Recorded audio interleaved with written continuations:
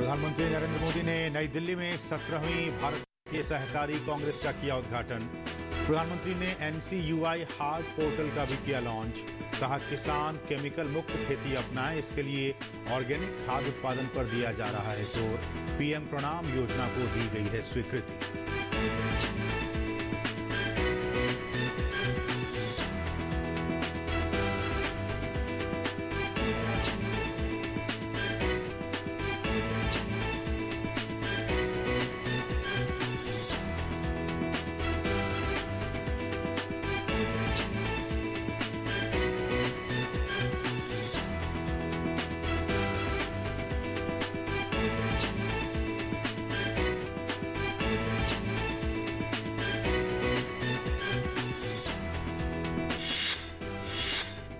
केंद्रीय सहकारिता मंत्री अमित शाह ने अंतर्राष्ट्रीय सहकारिता दिवस पर कहा, सहकारिता मंत्रालय के पैक्स के सभी उपनियमों को 26 राज्यों और केंद्र शासित प्रदेशों ने किया है स्वीकार। सितंबर के बाद देश के 85% पैक्स एक ही उपनियम से चलेंगे।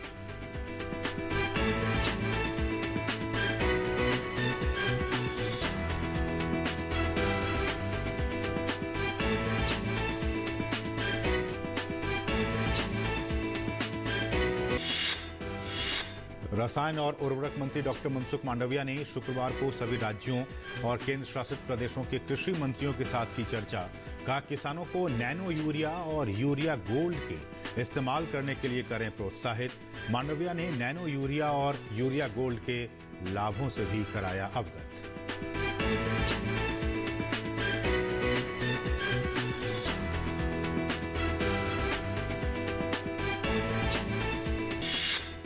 और मौसम विभाग ने अगले 5 दिनों में सिक्किम, बिहार, असम, मेघालय और अरुणाचल प्रदेश में भारी बारिश की जताई संभावना। गोवा, कोंकण और मध्य महाराष्ट्र में भी तेज बारिश के आसार। उधर असम में बाढ़ की स्थिति में हो रही है सामान्य।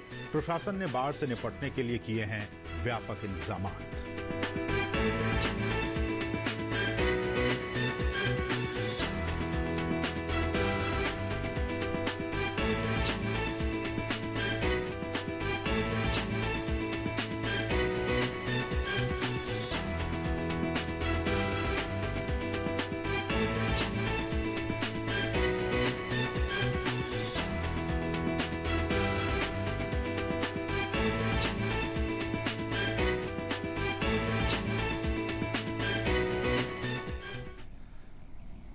नमस्कार, किसान समाचार में आप सभी दर्शकों का बहुत बहुत स्वागत है। मैं हूं असीम मिश्रा और अब सभी खबरों पर डालते हैं विस्तार से नजर। प्रधानमंत्री नरेंद्र मोदी ने आज नई दिल्ली में 17वें भारतीय सहकारी महासम्मेलन का उद्घाटन किया। इसका आयोजन भारतीय राष्ट्रीय सहकारी संघ की ओर से किया गया। इस कार्यक्रम की अध्यक्षता गृह और सहकारिता मंत्री अमित शाह ने की। इस सम्मेलन का उद्देश्य सहकारी आंदोलन में विभिन्न रुझानों पर चर्चा करना, अपनाई जा रही सर्वोत्तम प्रथाओं को सामने लाना, चुनौतियों पर चर्चा करना और भारत के सहकारी आंदोलन के विकास के लिए भविष्य की नीति तैयार करना है। इस मौके पर प्रधानमंत्री ने NCUI हार्ट पोर्टल भी लॉन्च किया।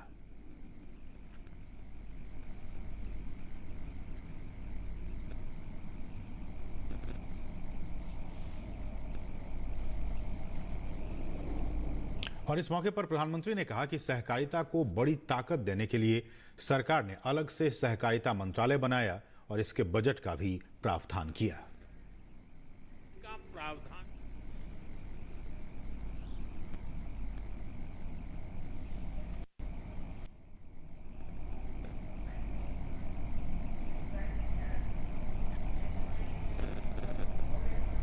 सहकारिता के लिए अलग मंत्रालय बनाया, अलग बजट का प्रावधान किया। आज कोऑपरेटिव्स को वैसी ही सुविधाएं, वैसा ही प्लेटफॉर्म उपलब्ध कराया जा रहा है जैसा कॉरपोरेट सेक्टर को मिलता है। सहकारी समितियों की ताकत बढ़ाने के लिए उनके लिए टैक्स की दरों को भी कम किया गया है। सहकारिता क्षेत्र से जुड़े जो मुद्दे वर्षों से लंबित थे, उन्हें तेज गति से सुलझाया जा रहा है। प्रधानमंत्री ने कहा कि पहले सरकार योजनाओं से देश के छोटे और मझोले किसान वंचित रहते थे। उन्होंने कहा कि आज करोड़ों छोटे किसानों को पीएम किसान सम्मान निधि मिल रही है। बीते 4 वर्षों में इस योजना के तहत 2.5 लाख करोड़ रुपए, आप सब सहकारी क्षेत्र का नेतृत्व करने वाले लोग हैं, मैं आशा करूंगा कि इन आंकड़ों पर आप गौर करेंगे। 2.5 लाख करोड़ रुपए सीधे किसानों के बैंक खातों में भेजे गए। ये कितनी बड़ी रकम है, इसका अंदाजा आप एक और आंकड़े से अगर मैं तुलना करूंगा तो आप आसानी से लगा सकेंगे। 2014 से पहले के 5 वर्षों के कुल कृषि बजट ही मिला दें, 5 साल का एग्रीकल्चर बजट, तो वो 90,000 करोड़ रुपए से कम था। 90,000 से कम, यानी तब पूरे देश के कृषि व्यवस्था पर जितना खर्च तब हुआ, उसका लगभग 3 गुना हम सिर्फ एक स्कीम यानी पीएम किसान सम्मान निधि पर खर्च कर चुके हैं। और प्रधानमंत्री ने कहा कि आज हर वर्ष केंद्र सरकार 6.5 लाख करोड़ रुपए से अधिक खेती और किसानों पर खर्च कर रही है। पीएम ने कहा कि प्रतिवर्ष हर किसान तक सरकार औसतन 50,000 रुपए किसी न किसी तौर पर पहुंचा रही है। हर वर्ष केंद्र सरकार आज 6.5 लाख करोड़ रुपए से अधिक खेती और किसानों पर खर्च कर रही है, जिसका मतलब है कि प्रति वर्ष हर किसान तक सरकार औसतन 50,000 रुपये किसी न किसी रूप में उसे पहुंचा रही है। यानी भाजपा सरकार में किसानों को अलग अलग तरह से हर साल 50,000 रुपया मिलने की गारंटी है। ये मोदी की गारंटी है। और वहीं केंद्रीय सहकारिता मंत्री अमित शाह ने कहा कि देश में अलग सहकारिता मंत्रालय बनाने की मांग 75 सालों से चली आ रही थी, लेकिन जब पीएम मोदी दूसरी बार पीएम ने तो एक स्वायत्त सहकारिता मंत्रालय बनाया गया। 75 साल से लंबित हमारी मांग को पूरा कर एक स्वतंत्र सहकारिता मंत्रालय बना, और मैं स्पष्ट रूप से देख रहा हूं कि एक स्वतंत्र मंत्रालय बनने से, प्रधानमंत्री जी के सीधा मार्गदर्शन मिलने से और एक स्वतंत्र मंत्री सचिव फुल फ्लेज मंत्रालय बनने से सहकारिता मंत्रालय में और सहकारिता के क्षेत्र में ढेर सारे परिवर्तन संभव हुए हैं और आगे पर भी होते रहेंगे। और अमित शाह ने कहा कि अभी देश में 85,000 पैक्स हैं। उन्होंने कहा कि सरकार ने अगले 3 साल में देश के प्रत्येक गांव में एक पैक्स बनाने का लक्ष्य रखा है। सहकारिता मंत्रालय ने पैक्स के बायलॉज को बनाकर सभी राज्यों और केंद्र शासित प्रदेशों को एडवाइजरी के रूप में भेजा।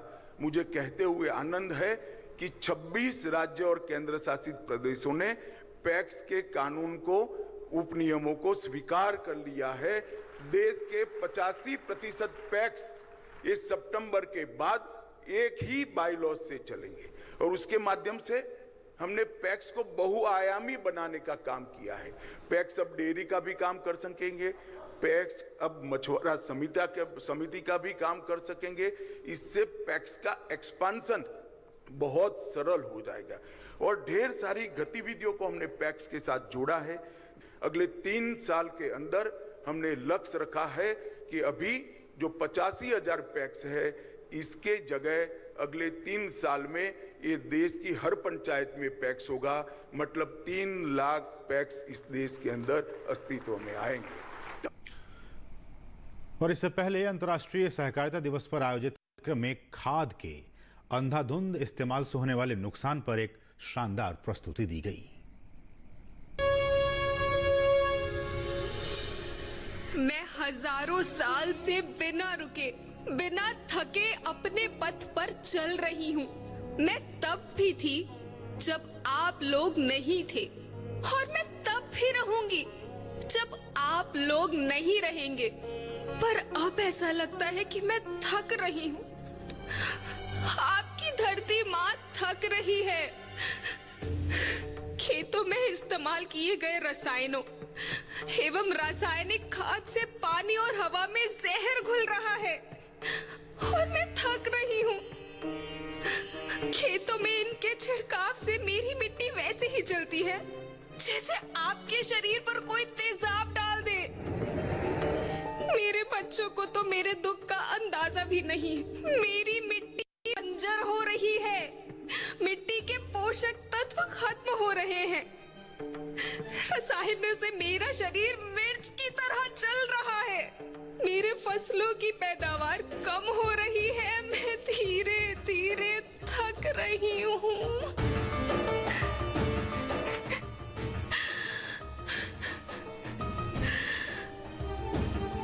लेकिन मुझे याद आता है, पहले मैं बहुत सुंदर थी, बहुत प्रसन्न थी, हमेशा हंसती थी। मुझे आज भी याद है।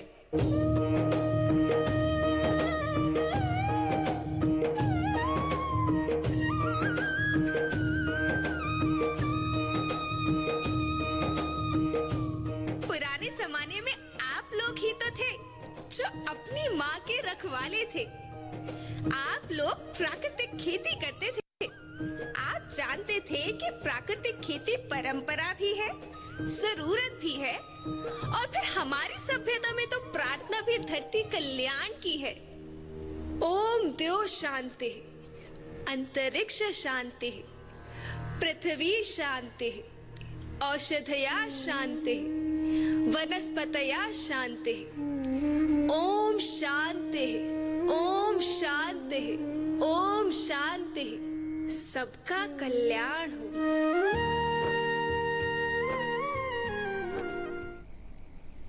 बढ़ेंगे आगे। रसायन और उर्वरक मंत्री डॉक्टर मनसुख मांडविया ने शुक्रवार को सभी राज्यों और केंद्र शासित प्रदेशों के कृषि मंत्रियों के साथ वर्चुअल माध्यम से चर्चा की।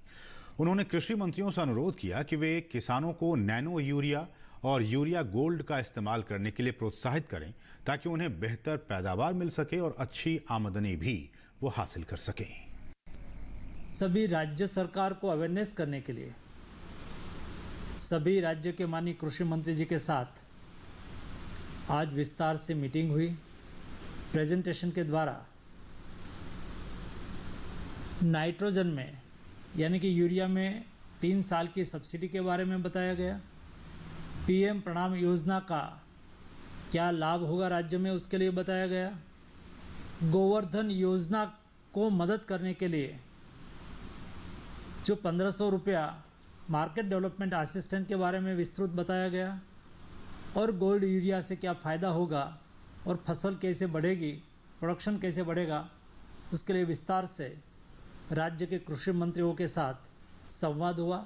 सभी राज्य के कृषि मंत्रियों ने ये पैकेज की सराहना की, पीएम प्रणाम योजना की सराहना की, गोल्ड यूरिया की सराहना की, और 3 साल के लिए जो यूरिया के लिए सब्सिडी के लिए जो आवंटन किया गया उसके लिए भी राज्य की ओर से सराहना के सुर निकले हैं। मैं सभी राज्य सरकार को आह्वान करता हूँ कि अपने अपने राज्य में ये योजना के बारे में किसानों को अवेयर किया जाए, राज्य के किसान की उत्पादन क्षमता बढ़े उसके लिए प्रयास किया जाए, और सभी राज्य ने उसमें सहमति जताई।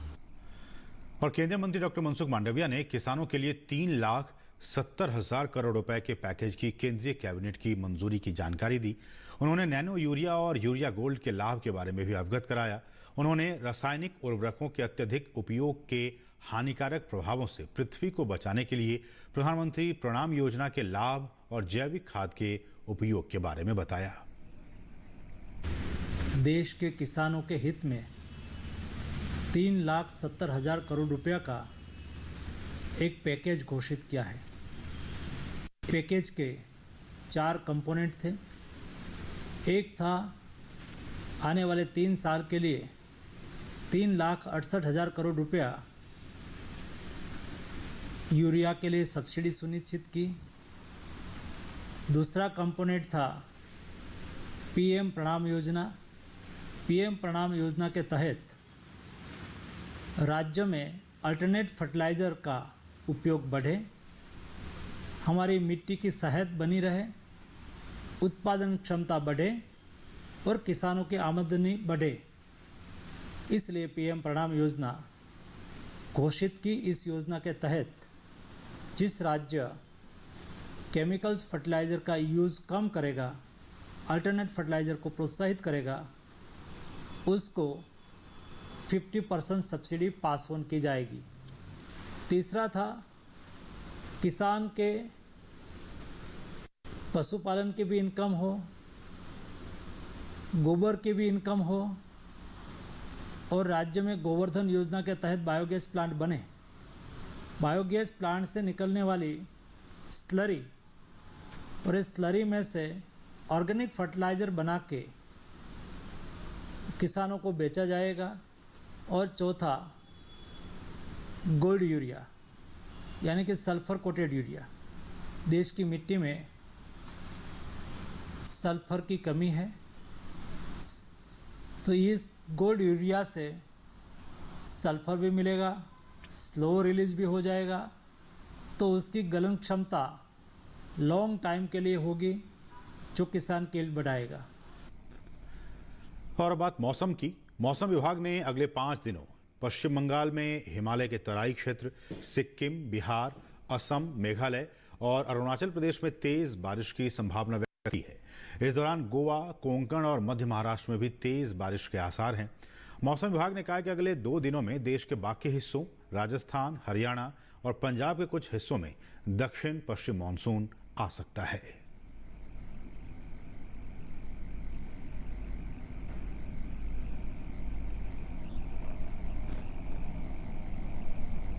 और असम की बात की जाए तो असम में बाढ़ की स्थिति अब सामान्य हो रही है। प्रशासन ने भी बाढ़ से निपटने के व्यापक इंतजाम किए हैं। बाढ़ प्रभावित जिलों में 1 राहत शिविर और 5 राहत वितरण केंद्र स्थापित किए गए हैं। साथ ही 6 राहत केंद्रों की भी स्थापना की गई है। एनडीआरएफ, एसडीआरएफ के साथ साथ स्थानीय प्रशासन की टीमें भी लगातार बाढ़ की निगरानी कर रही हैं। बाढ़ पीड़ितों को स्वास्थ्य सुविधाएं प्रदान करने के लिए मेडिकल टीमों को भी तैनात किया गया था। राज्य आपदा प्रबंधन प्राधिकरण के मुताबिक कोई भी नदी खतरे के निशान के ऊपर नहीं बह रही है। पिछले 24 घंटों में बाढ़ से 7 जिले प्रभावित हुए हैं। मौसम विभाग के मुताबिक राज्य के अधिकांश हिस्सों में आज भी भारी बारिश जारी रहने की संभावना है, जिनमें बजली, बारपेटा, ग्वालपाड़ा, गोलाघाट, जोरहाट, कामरूप और लखीमपुर शामिल हैं। साथ ही 13 राजस्व मंडल भी बाढ़ से प्रभावित हैं। अब तक असम में बाढ़ से मरने वालों की संख्या 7 हो गई है। और बात मंडी भाव की। आइए देखते हैं क्या रहा देश भर की मंडियों में भाव।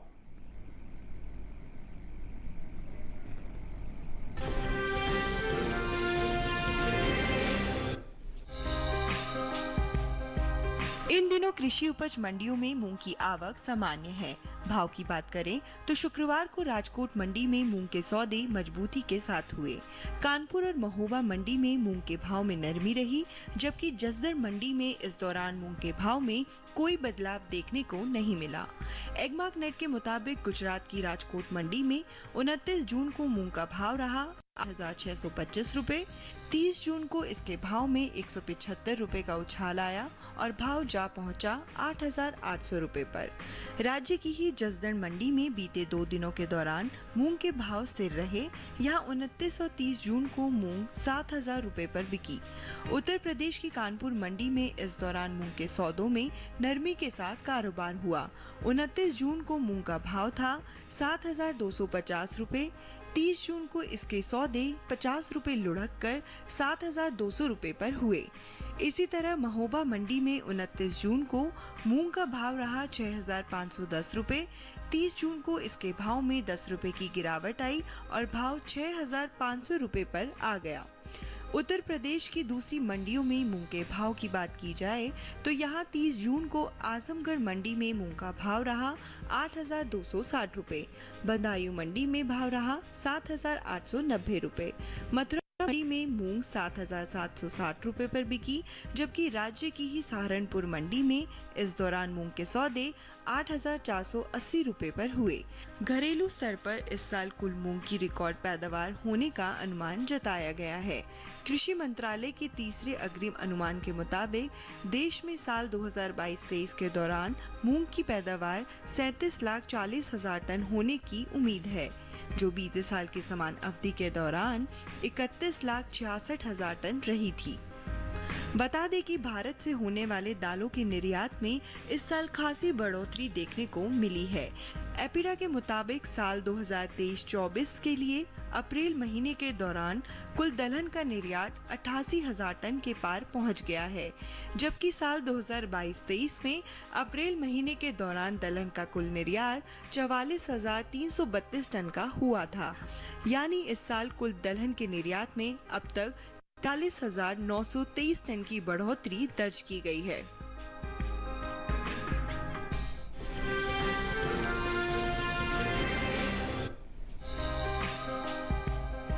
शुक्रवार को कपास के सौदों में मिला जुला रुख देखने को मिला।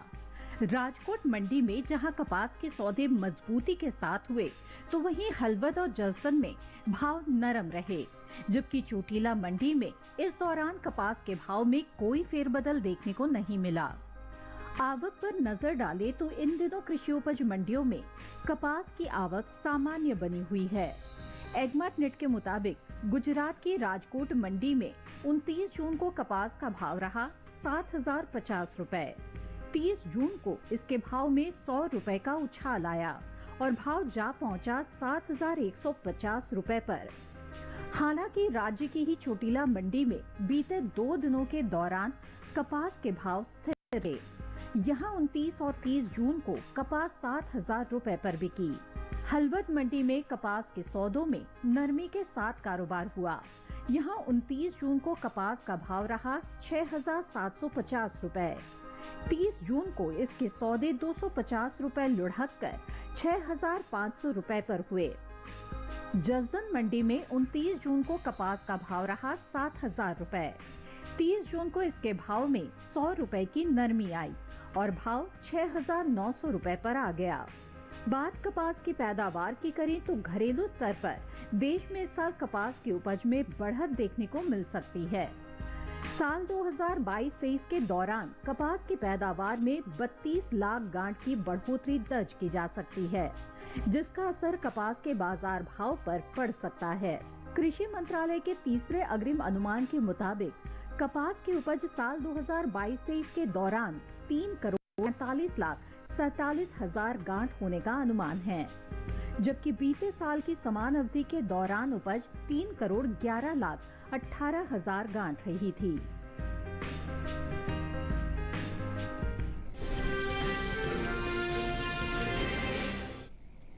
और अब कुछ खास खबरें। जम्मू कश्मीर में वार्षिक पवित्र अमरनाथ यात्रा शुरू हो गई है। 62 दिनों तक चलने वाली इस यात्रा को सफल बनाने के लिए प्रशासन की ओर से यात्रियों की सुरक्षा के लिए विशेष प्रबंध किए गए हैं। सरकार ने सार्वजनिक क्षेत्र के बैंकों और पात्र प्राइवेट बैंकों को महिला सम्मान बचत प्रमाण पत्र 2023 लागू करने और संचालित करने की अनुमति दे दी है। इस योजना के तहत 2 साल के लिए 31 मार्च 2025 या उससे पहले खाता खोला जा सकता है। डिजिटल इंडिया अभियान को शुरू हुए 8 साल पूरे हो चुके हैं। पीएम मोदी ने 1 जुलाई 2015 को डिजिटल इंडिया अभियान की शुरुआत की थी। नागरिकों को इलेक्ट्रॉनिक रूप से सरकारी सेवाएं उपलब्ध कराने के लिए डिजिटल इंडिया अभियान की शुरुआत की गई थी।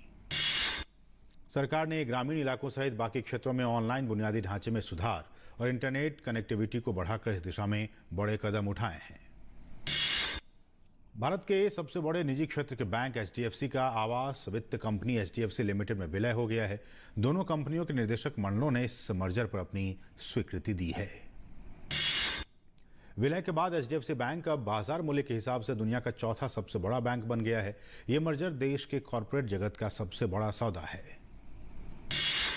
महाराष्ट्र के बुल्ढाना जिले से गुजरने वाले समृद्धि हाईवे पर सिद्धखेड़ा राजा के पास एक लग्जरी बस में आग लगने से 25 यात्रियों की जलकर मौत हो गई और 2 यात्री घायल हो गए। बस यात्रियों को लेकर नागपुर से पुणे जा रही थी। पुलिस के मुताबिक लग्जरी बस के ड्राइवर ने अपना संतुलन खो दिया और बस सड़क किनारे डिवाइडर से टकरा गई, जिसके बाद बस के डीजल टैंक में आग लग गई। तो इसके साथ ही किसान समाचार के आज के संग में बस इतना ही। हमें दीजिए अनुमति। नमस्कार।